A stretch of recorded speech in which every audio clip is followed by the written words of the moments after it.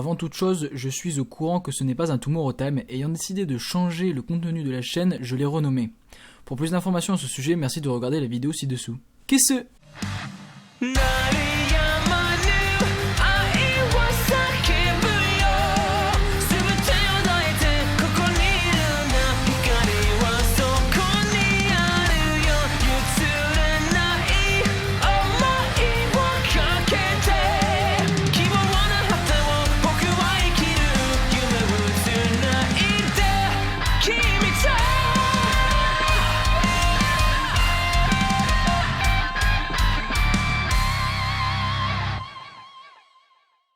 Aono Exorcist, ou Blue Exorcist en version européenne, est un shonen diffusé pour la première fois au Japon en avril 2011. Ce manga est entouré d'une atmosphère tout à fait intéressante. Dans un premier temps, on y retrouve la dualité religieuse du monde des humains et des démons, ces deux mondes étant bien séparés.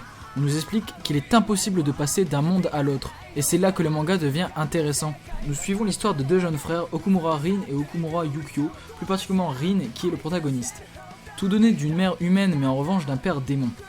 Et pas n'importe quel démon puisqu'ici c'est bel et bien Satan qui fait office de père. L'histoire prend alors un réel départ à la mort du père adoptif des deux garçons. Le père adoptif étant un exorciste de renommée, trouve la mort en étant possédé par Satan, qui est la seule manière pour les démons d'entrer en contact avec les humains. De là naît le seul et unique objectif de Rin, devenir à son tour le meilleur exorciste et venger son défunt père. Malheureusement, étant le fils du plus grand démon, sa tâche s'annonce difficile. Y arrivera-t-il? Vous le saurez en le regardant. Je tiens par ailleurs à préciser que les liens sont bien entendu dans la description. Nanatsu no Taizai, ou par chez nous Seven Deadly Sins, est un shonen diffusé pour la première fois au Japon en octobre 2014. L'histoire nous emmène dans un monde fantastique et plus particulièrement dans le royaume de Lyonesse. Ici, on retrouve la trame d'un manga déjà vu, à base de rhum, de pouvoir et de légende. Et pourtant, en effet, Seven Deadly Sins est un vrai coup de frais puisqu'avec ses graphismes doux, aussi appréciables et son côté décalé, on se laisse très facilement porter. On suit cette aventure aux côtés d'Elisabeth, la troisième fille d'un roi déchu qui perd peu à peu son royaume. Prête à tout pour sauver son père et empêcher un retournement du pouvoir, elle part chercher d'anciens chevaliers sacrés surpuissants pour sauver son royaume, les Seven Deadly Sins. C'est tout au début du manga qu'elle rencontrera par hasard Meliodas, un jeune tavernier et son cochon Hawk. Elle se rendra ainsi rapidement compte qu'elle se tient en fait face à Meliodas, le chef des Seven Deadly Sins et tenant du titre de péché de la colère. Ensemble, ils décideront d'aller chercher le reste du clan autrefois légendaire pour sauver le royaume des chevaliers corrompus.